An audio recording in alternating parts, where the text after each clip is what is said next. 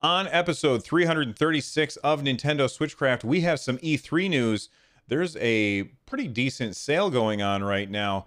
Horizon Chase Turbo is getting DLC. Some old games are coming to the Switch, and we've got a Q&A, those stories, plus more on this episode of Nintendo Switchcraft. Stick around.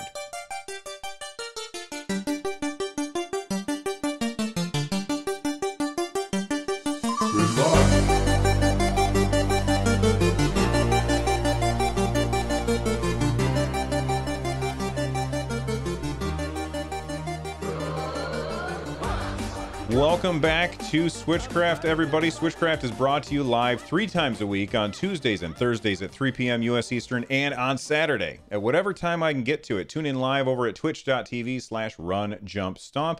This episode of Switchcraft is brought to you by Philip. Get Switchcraft and my other content ad-free for as little as $1 over at patreon.com/runjumpstomp. Well, everybody, we've got some E3 news. It's that time of year. I love E3. E3 is so exciting. You got all these video game companies all trying to outdo each other, all trying to quote unquote win E3. And I just get excited to hear about video game stuff. So E3 is coming in June, and we have the next Nintendo Direct. It is going to be on June 11th. By the way, you can check this information out yourself by heading on over to e3.nintendo.com, or just go and check out the show notes over at runjumpstomp.com, and you can follow the link there. The next Nintendo Direct is on June 11th from 9 a.m. Pacific time, 12 p.m. Eastern time. If you live outside of those two time zones, you'll have to do the math yourself. It says here, tune in on June 11th to get a sneak peek at upcoming games for the Nintendo Switch. Now, in addition to this, Nintendo has also said that this is completely focused on software. Let me say that again. This Nintendo Direct is completely focused on software. Nintendo is trying to manage some expectations here. With all of those rumors that have been going around lately about Nintendo releasing a Switch Mini or a Switch Pro. I'm sure you have listened to the show and heard about those here. All those rumors, what's going to happen is if Nintendo doesn't show off new hardware, people will be very disappointed. And because of that, Nintendo they're trying to manage our expectations and tell us this is what's going to happen ahead of time. Now, there has been times in the past where a company has said one thing and then they've done another. I don't think that this is one of those times. And the reason for that is not because I don't think new hardware is coming. I think that there's certainly a possibility that Nintendo is going to refresh the Switch at some point, maybe this year, maybe next year. That's an easy bet. But Nintendo is a publicly traded company, and because it's a publicly traded company, they have to make sure that they aren't doing anything to manipulate the stock price, because that could get them in hot water. So for them to say, we're not going to announce any hardware at E3, and then turn around and announce hardware at E3, what would happen is that would cause the stock price. Like right now, I almost am certain, and I haven't looked it up, but right now I bet that Nintendo's stock price has started going down today since this was announced, since they have said, oh, well, we're focusing on software. So probably people who don't really pay much attention to the video game industry, they hear that, they think, oh, Nintendo's not announcing a new piece of hardware, so I'm going to sell some stock. So the price of the stock has probably gone down. Now, if they're lying and they turn around and release or announce some hardware at E3 or at that Direct, then the stock price will suddenly skyrocket. Like that would be a huge boost in the stock price. So because of that, Nintendo can't lie about it, because if they do, they could get in trouble for manipulating the stock price. Now, I am not somebody who follows stocks. I'm just telling you what I have heard from people who do follow that stuff. Like the financial industry is opaque to me. So maybe I'm completely wrong about this, but I'm pretty sure that they're not allowed to lie about that because that would be misleading investors and manipulating the stock market. Res TV says they could release info about the new Switch before E3 and still not be lying. That is completely true. They said specifically that this Nintendo Direct, the June 11th, 9 a.m. Pacific, 12 p.m. Eastern Time, that Nintendo Direct is focused on solely software. So they could talk about it afterwards. They could also have another Nintendo Direct on June 12th and say, and here's the new hardware. So what does this amount to? Our crystal ball that we gaze into is empty. We don't know what's happening. But with a new Direct coming and confirmed a month ahead of time, well, a month and 2 days ahead of time, I just can't help but get excited. And I know that if you're listening to this show, you are probably excited about the idea of what is going to be at that Nintendo Direct too. So here's my question. Let's get predicting. Let's get our predictions for the June E3. Okay? Let's talk a little bit about what is probably going to be talked about. Animal Crossing, that's got to be talked about. Luigi's Mansion has to be talked about. Fire Emblem 3 Houses. Actually, when does Fire Emblem 3 Houses release date? July 26th. So Fire Emblem 3 Houses, we'll probably hear something about that. Those 4 games right there would take up a big part of the Direct. We'll probably hear some surprise indie games as well as some ports from the Wii U. I'm trying to think of what ports from the Wii U we could still get that would be really, really exciting. Ultimate Alliance comes out in, I think it's July as well. Marvel Ultimate Alliance 3. Let's look at the release date is, it just says 2019. I thought that we had a release date for that, but I can't remember it off the top of my head. And according to the Googles, we don't have a release date. I don't think that's true though. Anyway, Marvel Ultimate Alliance 3 is very, very exciting. And you know what? Joel Mead in chat is right, I think. He's saying that Ultimate Alliance 3 is about the same week as Fire Emblem. So, man, which one are you going to get? That's another question. Which of those 2 games are you interested in most? Marvel Ultimate Alliance 3 or Fire Emblem 3 Houses? I don't know which one. There's such different styles of games that I would have trouble choosing between them. Anyway, I want to know what your predictions for E3 are. It's super easy to get a hold of me. I'm at RunJumpStomp on Twitter. So send me a message on Twitter. Use the hashtag Nintendo Switchcraft. Don't use just Switchcraft because that's like some company that makes something and that's their hashtag. And they were getting confused by the Switchcraft hashtag. So use the hashtag Nintendo Switchcraft. Get a hold of me there. Tell me your predictions for the E3 Nintendo Direct. I really want to hear about this. And you guys get a hold of me and we will talk about it on the next episode, which, speaking of next episode, I have to apologize for Tuesday's episode. I was super busy helping my dad with something, so I couldn't record that day, and that's why there was no episode that day. Now, on Saturday, when I normally record Nintendo Switchcraft, I am going to be at the Ottawa City Comic-Con, and if you see this face with the bald head and the fuzzy face, if you see me, come over and say hi because it would be awesome. But I'll be at the Ottawa City Comic-Con with my family, and that means I won't be able to record Nintendo Switchcraft on Saturday. My plan was to record Nintendo Switchcraft on Friday, but I won't be able to record Nintendo Switchcraft on Friday because I'm recording Run Jump Stomp on Friday with Scott Johnson. He's from the Morning Stream and The Instance and a bunch of other podcasts. He's one of the judges that was on America's Next Top Podcaster, which I was a contestant on.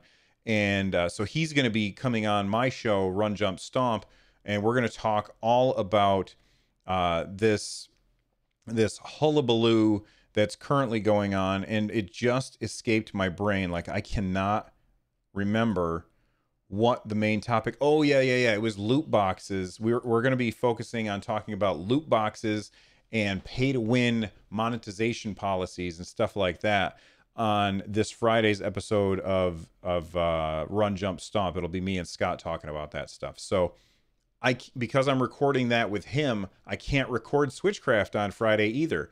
So that means that leaves Sunday for Switchcraft, but Sunday is Mother's Day. So I don't know when I can record the next episode of Nintendo Switchcraft. It may be a one podcast week this week, and I really apologize for that, but I just can't find the time. If anything changes, of course, if you're subscribed to the feed, you'll be the first to know. But okay, I kind of got just distracted there talking about all of the crazy stuff going on around here. So let's move on, and I want to talk about Nintendo and their response to investors.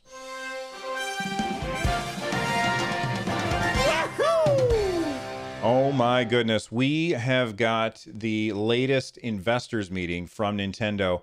And, you know, if you want to read the whole thing, I linked the PDF in the show notes. So go to the show notes at runjumpstomp.com, find the show notes, and in there is a link to the PDF that has all of the English translation of what they talked about. But let me bring it up on screen.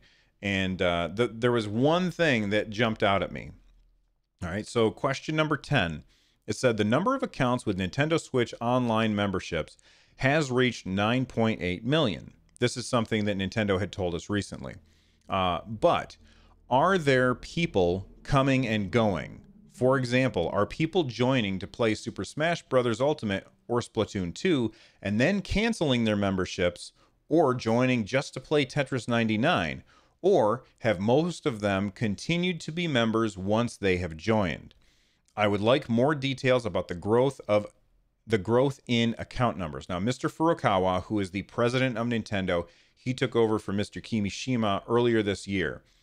He said, "We recognize that the number of accounts that have subscribed to Nintendo Switch Online is increasing steadily, corresponding to the pace that the hardware install base is growing." All right, let's parse that for a second. He's basically saying, as the number of consoles sell, the number of people who subscribe also increase, and that's going up at about the same rate.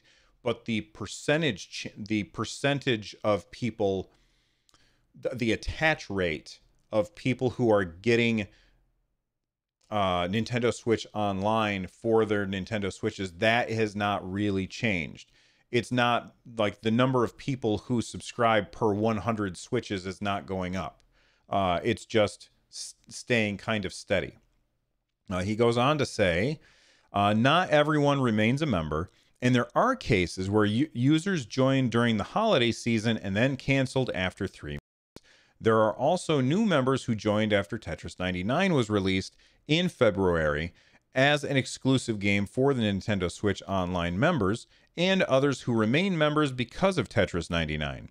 To expand Nintendo Switch Online even further, we need to continue offering elements like this that highlight the distinct value of Nintendo Switch Online.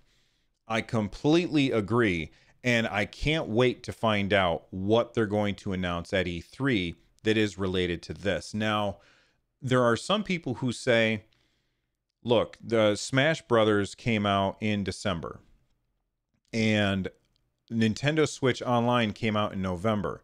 A lot of people signed up probably for the 6-month option. Now, 6 months after November would be June. Wait. Hey, Google, when is 6 months after December 3rd?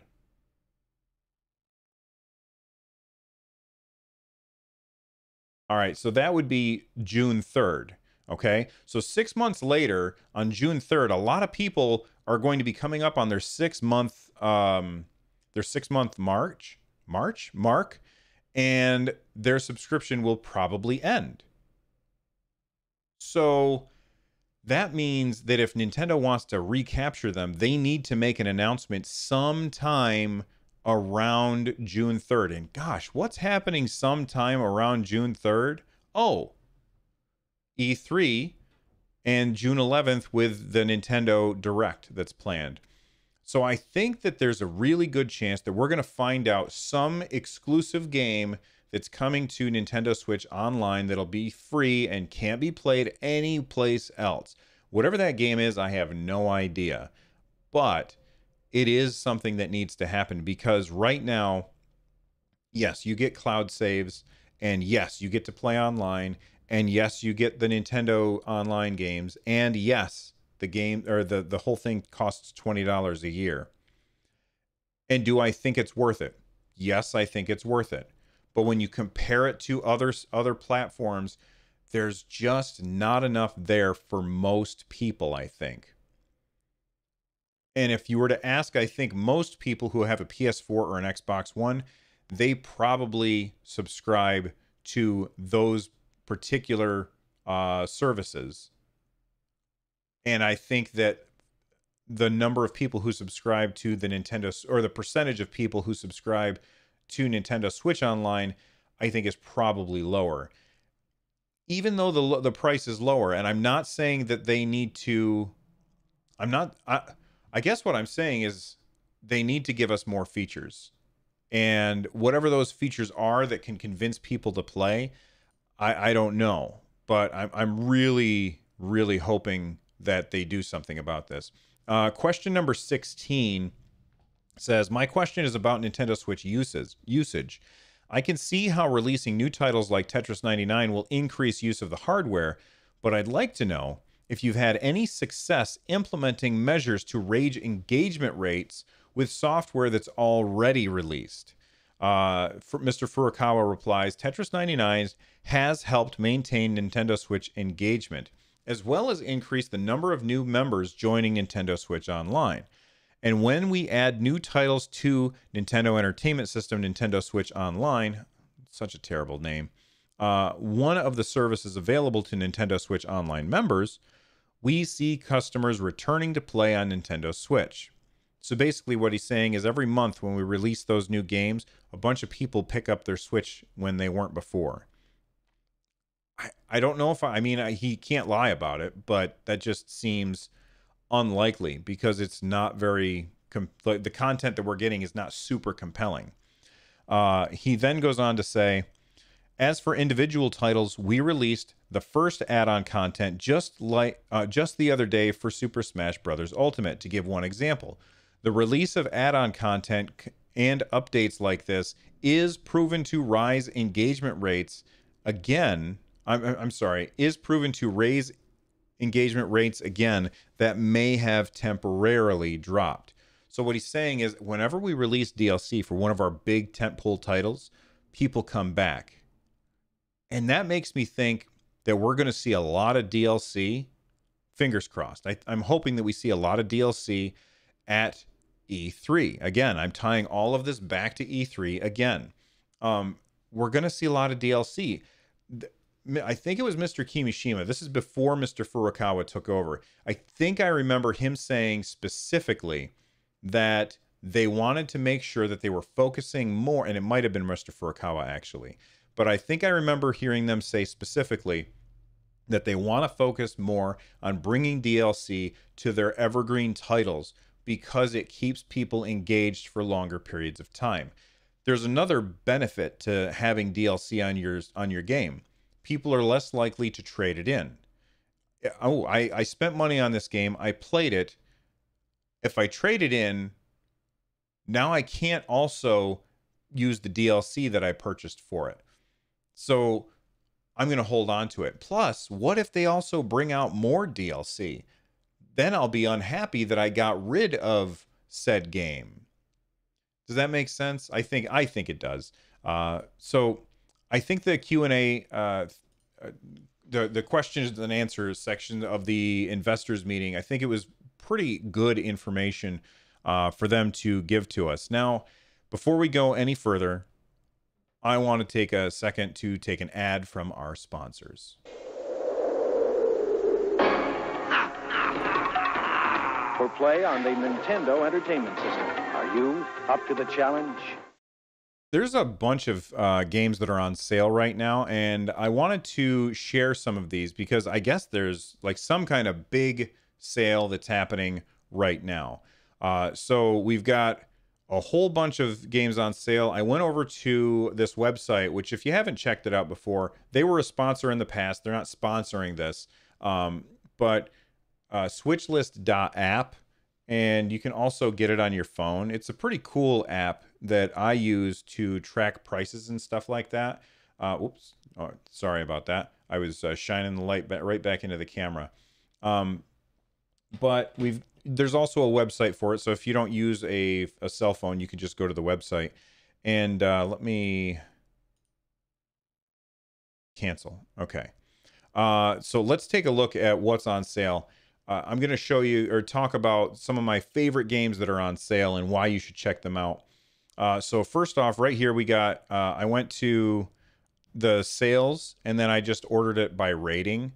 And these are games that are on sale. We've got SteamWorld Dig 2. That is one of my absolute favorite Metroidvania games of all time. That is 50% off at $9.99 right now. Guacamelee Super Turbo Championship Edition. There's actually two Guacamelee games. I really, really like the first one. I haven't played much of the second one, but both are really fun. And Guacamelee is 40% off. That's another fantastic Metroidvania. SteamWorld Heist is this really cool turn-based RPG where you almost like Fire Emblem or Advance Wars, but played from like a side perspective, and you are like these robots in space who are fighting other robots in space. It's really cool. That is currently 70% off for $6. That is an absolute steal. That game is fantastic. A lot of people tell me that The Messenger is awesome, and that's 30% off. I haven't played it though. Wait, or have I? I always mix up these two games. I have to look and see what The Messenger looks like. Yeah, I have not played The Messenger, but I've heard fantastic things about it. Bastion, I have not played it on the Switch, but I have it on PC. That is 50% off. It's $7.49 right now. It's this really cool top-down action adventure game where you are constantly being your every move is being narrated by this guy with a super cool voice. So make sure that you check that out. Guacamelee 2 is 30% off at $13 right now. Cosmic Star Heroine is this fantastic game that is very much like Chrono Trigger. Now, keep in mind, I've only played probably 3 or 4 hours of Chrono Trigger, and I never got back to it. Don't be mad at me. But Cosmic Star Heroine, when I was playing that, very much reminded me of it. That's by Zeboyd Games, and it is the same people who made the Penny Arcade video games, which are really, really fantastic. Scrolling through this, Overcooked Special Edition is 50% off right now, which is a really good deal. That's a really fun game if you've got somebody to play it with. If you're going to play by yourself, though, I wouldn't bother. Here's a game that you can play by yourself. It is a role-playing, turn-based strategy game called Darkest Dungeon. I actually reviewed the developer of that game on this show once before, and that game is 30% off, and it is currently $17.49.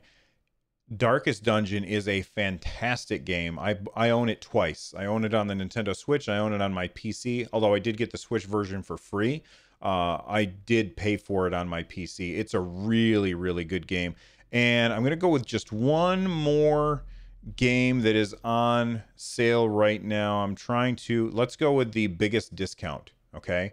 So, biggest discount, percent off, 94% off, Robonauts. Robonauts, I actually have this on my Nintendo Switch, and I can't remember game screens. Here we go. Oh, yeah. I played this with my son. Robonauts is this cool game where you're like these little robots and you run around little spheres, almost like Super Mario Galaxy, but in two dimensions. And you run around trying to kill all of the monsters on these planets, and you can jump from planet to planet. So it's a really fun game, and it is 94% off. 94% off. That's a really, really low price. And how much is that 94% off? 50 cents. So if you buy all of these other games that I just told you about, or any of those other games, you'll probably get 50 gold coins on your Nintendo Switch, and then you can pick up Robonauts for free. Pretty good deal. Anyway, so there's a big sale going on right now, and I used Switch List to go over there so you guys can check it out. And let's move on to a game that is about to get some DLC. Nintendo, please hold. One moment. Thank you. May I help you? And in Seattle, at the company's U.S. headquarters, they listen to the customers.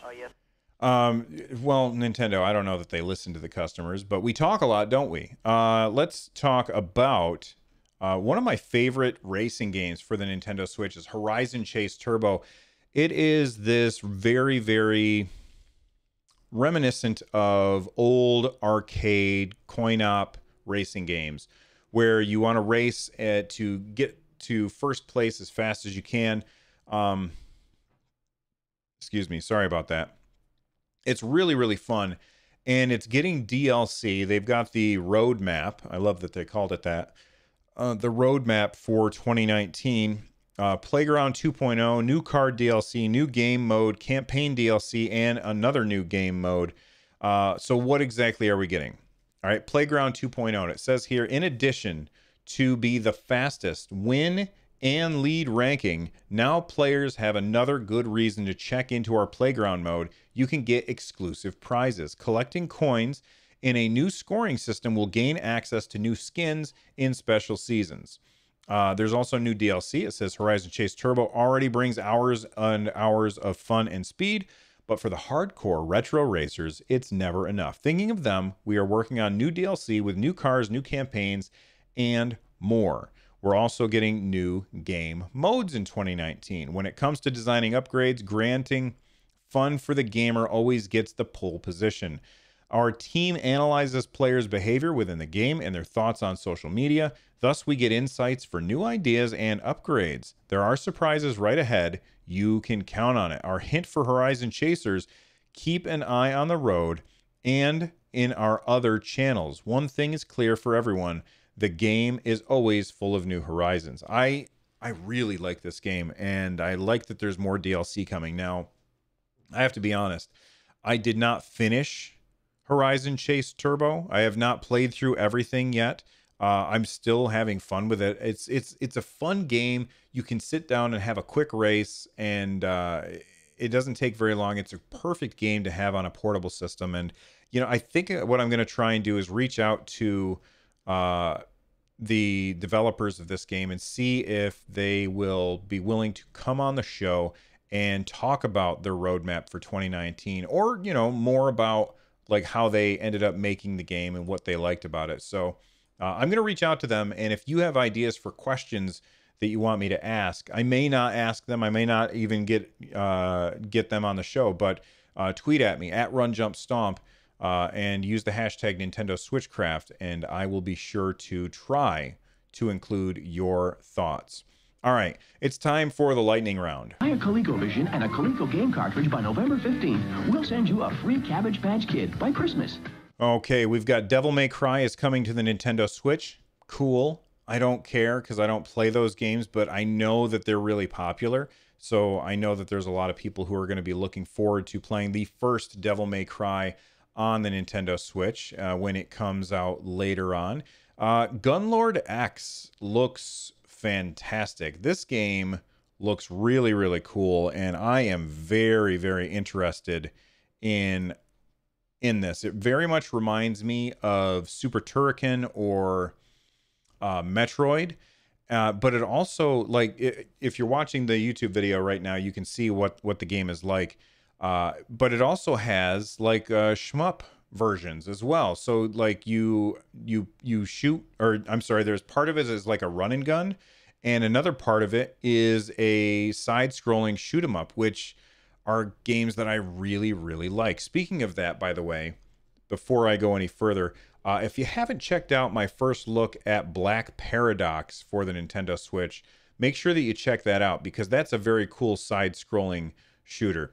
This one seems very, very interesting, and I'm looking forward to checking out, what's the name of it? I can never remember the name of it. Gunlord X, the most generic name on the planet. So that's the lightning round. Let's switch over to feedback. I got a tweet from Grills Von Sizzle. He said, he's talking to both me and N64 Josh, who is the host of Nintendo Powercast.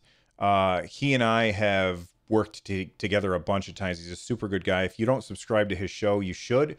And if you don't follow him on Twitch, you should. He's a fun guy. But he said, can you guys confirm the fact that no one ever pronounced it NES or NES back in the day? In my town, people would just say, play Nintendo. Well, I know that my parents always called everything Nintendo. Like even if we were playing Genesis or like, what else was there? There really wasn't much else when I was a kid that my parents would be aware of, but they always just said Nintendo. I think I said NES. I don't think I ever said NES, ever. I never said NES. But I said NES all the time, because I think the commercials were always like the Nintendo Entertainment System, and they would always, like, I subscribed to Electronic Gaming Monthly. I subscribed to Nintendo Power, and they would always refer to it in those magazines as the Nintendo Entertainment System, or they would say NES. And so I would always call it that. And it was also a way to differentiate it from Super Nintendo. Now, the Super Nintendo, I never called it the Super NES. I called it the SNES, or I called it the Super Nintendo. I never called it the Super Nintendo Entertainment System. I don't know. I'm curious if what you guys did when you were kids. Boomer19 from Discord wrote in, and they said, I had a thought about something that's lacking in the Switch firmware. There's a lot that's lacking in the Switch firmware. The social/sharing integrations for the Switch is not good. It feels like it's bare minimum for sharing a video, photo to Facebook or Twitter. For example, an autocomplete on a hashtag would be really nice, as well as maybe Google Drive/Dropbox integration, where I could save my video out to a cloud service without having to physically take my SD card to a computer. Honestly, I had no idea that you could take your SD card to a computer to get your video off of there. That's very interesting. While I'm at it, the typing on the Switch screen, since I'm primarily use a handheld, is not very good either. I don't think the Nintendo has done a lot of work to make that experience very good. Typing on a Switch is not nearly as important as on a phone, but I think Nintendo could take note from iOS and Android by helping the user cheat while typing. For example, you can change the touch areas for the screen based on the word that's being spelled, and provide more autocomplete suggestions at the top of the keyboard. So I totally agree. When you are looking for, like, for crying out loud, when I type MAR on a Nintendo Switch, the first autocomplete suggestion should be Mario. Are you paying attention, Nintendo? The first autocomplete suggestion should be Mario. But it's like March or something like that. Like, why would they do that? Okay? You should have video games autocomplete in when I'm typing something. And autocompleting a hashtag would be very, very nice. I also really like it how sometimes when I'm tweeting out a video from my Nintendo Switch, it attaches a hashtag Nintendo Switch, and it attaches a hashtag for the game that I'm playing. But then other times it doesn't. I don't understand what's up with that. Nintendo needs to figure that out. Boomer19 also says, I know that all of these are not trivial, and that the biggest smartphone manufacturers still struggle with this. I guess this is only a problem for those of us who are primarily handheld users on the system. No, listen, I run into the same issue as you,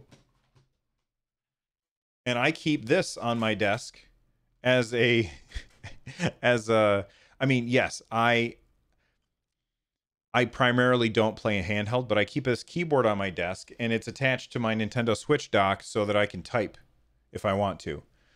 Sometimes I unplug it and hook it up to my PS4 if I'm playing like Final Fantasy 14 or something like that. But it's not just for handheld users. The autocomplete needs serious work.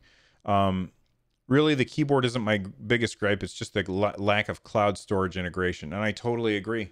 That's something that should happen. So people, yell at Nintendo about it, but yell nicely. Yell nicely, because they'll listen if we yell nicely, but they won't listen if we're rude and mean.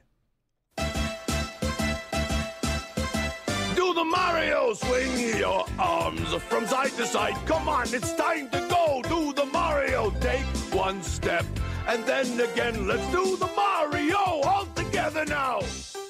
All right, guys, become a part of the community over at runjumpstomp.com/Discord. You can also watch the show live over at twitch.tv/runjumpstomp. Get a hold of me by using hashtag Nintendo Switchcraft or at runjumpstomp on Twitter. If you want to support the show, stop by runjumpstomp.com/thankyous. And if you want to check out my other podcasts, which you absolutely should, head on over to runjumpstomp.com/shows. The music that is getting ready to play right now is Corneria Star Fox remix by Noteblock. I'm out of here. I'll see you guys next time. Bye-bye.